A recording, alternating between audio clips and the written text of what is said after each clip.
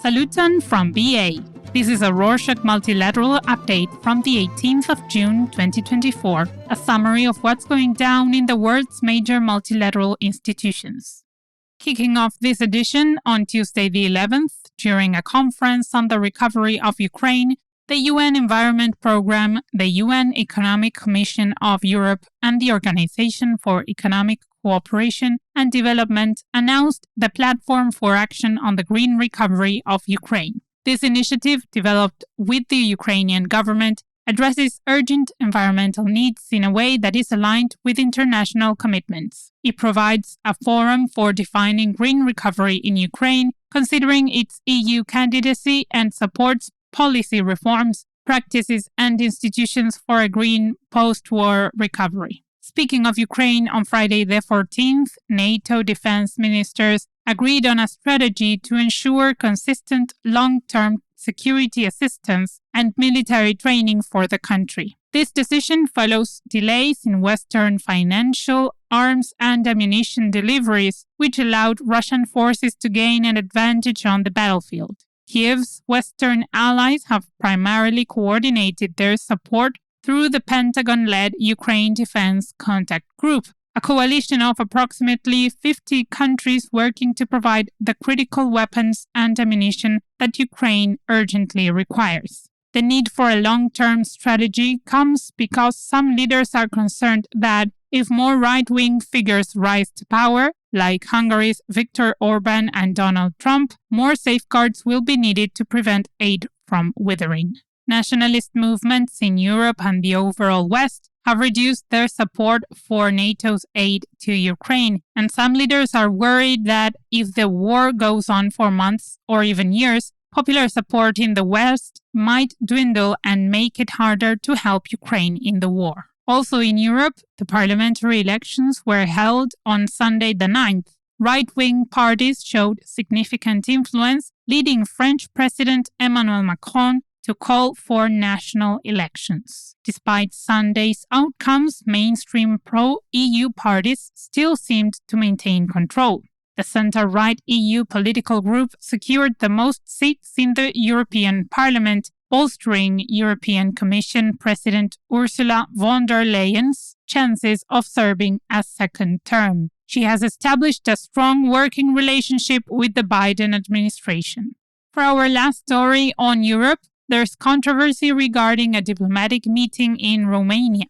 On Saturday the 15th, Radu Filip, the spokesperson for Romania's foreign ministry, announced that the country had declined to grant visas to Russian and Belarusian delegations for the upcoming annual session of the Organization for Security and Cooperation in the Europe Parliamentary Assembly because of the Russian-Ukrainian war. The event will run from the 29th of June to the 3rd of July. Tensions between Russia and other European nations have not settled down since the war began, especially with some former Eastern Bloc countries and Russia. Moving on, a potential Israel-Palestine ceasefire may be winding down. On Monday the 10th, the United Nations Security Council endorsed President Joe Biden's proposal for a ceasefire between Hamas and Israel in the Gaza Strip, with Hamas welcoming the United States resolution. For months, negotiators from Egypt, Qatar, and the US have been working to broker a ceasefire. Hamas wants the war in Gaza to end and the Israeli withdrawal from the enclave of 2.3 million people. The ceasefire was hard to reach for months due to opposition from the Israeli government, American reluctance, and Hamas negotiators resisting proposed terms for peace. As the turmoil in the Israeli government unfolds and the American election draws nearer, both countries are facing increased pressure for a political win in the form of a ceasefire. Whether or not such a ceasefire lasts is anyone's guess. On to Africa. On Friday the 14th, Angola became the first member of the African Union, or AU, to officially ratify the Statute of the African Court of Justice and Human Rights, or the Malabo Protocol. Before it can take effect, 14 other AU countries still need to endorse the statute. The Malabo Protocol's goal is to extend the court's jurisdiction to cover specific international crimes and address interstate complaints and human rights cases. Once established and with widespread AU member state ratification, the court will be able to significantly combat impunity for serious international crimes across the continent, working alongside national courts, special international courts, and the International Criminal Court. Also concerning Africa, the Commissioner for Economic Affairs and Agriculture of the Economic Community of West African States participated in a multilateral meeting in France. The Sahel and West Africa Policy Steering Group hosted the meeting aimed at improving issues like regional conflicts and food scarcity. The Sahel region in Africa stretches across the continent just south of the Sahara Desert, including parts of countries such as Mauritania, Mali, and Chad. The Sahel region has harsh weather with extreme temperatures and limited rainfall, which contribute to frequent droughts and desertification. In recent years, the Sahel has faced numerous challenges, including armed conflicts, political instability, severe poverty, and the impacts of climate change, which lead to widespread food insecurity and humanitarian crises. Karim Khan, the chief prosecutor of the International Criminal Court, is trying to prove allegations of war crimes and crimes against humanity in al-Fashir, Darfur, which has become a new battleground between the Sudanese army and the paramilitary Rapid Support Forces.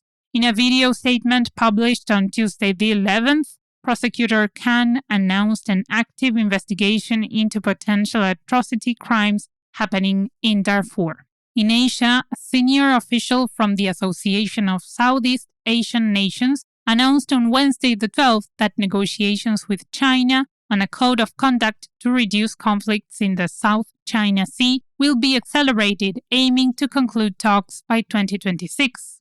However, discussions are ongoing regarding whether the code of conduct will be legally binding. Nations that neighbor China in the South China Sea have had conflicts with China before, often regarding territorial disputes.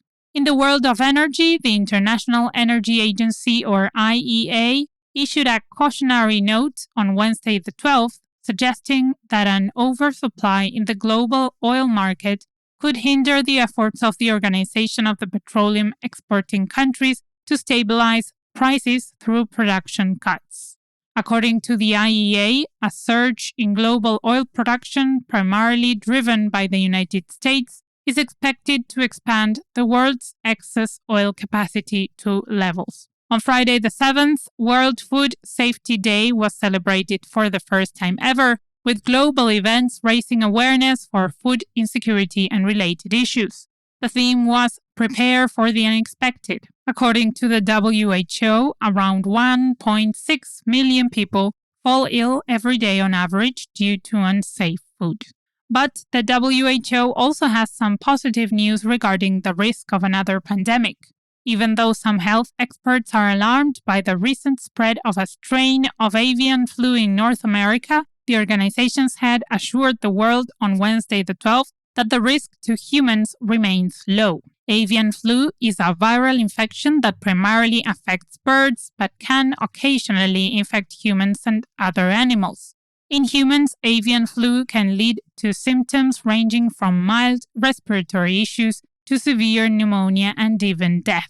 However, human infections are rare and usually occur through direct contact with infected birds. And that's it for this week. Thank you for joining us. Hey listeners, we have an unusual question for you. Have you ever had to choose a restaurant to go to, or a movie, or something with a group of friends or family, and it was not so easy to choose, took a long time, and was just difficult and maybe a bit unpleasant? Rorschach is working on a way to make that much easier. If you are interested, we could use your help. If you want to help out or try it out, let us know at info@rorschach.com. And thanks. See you next week.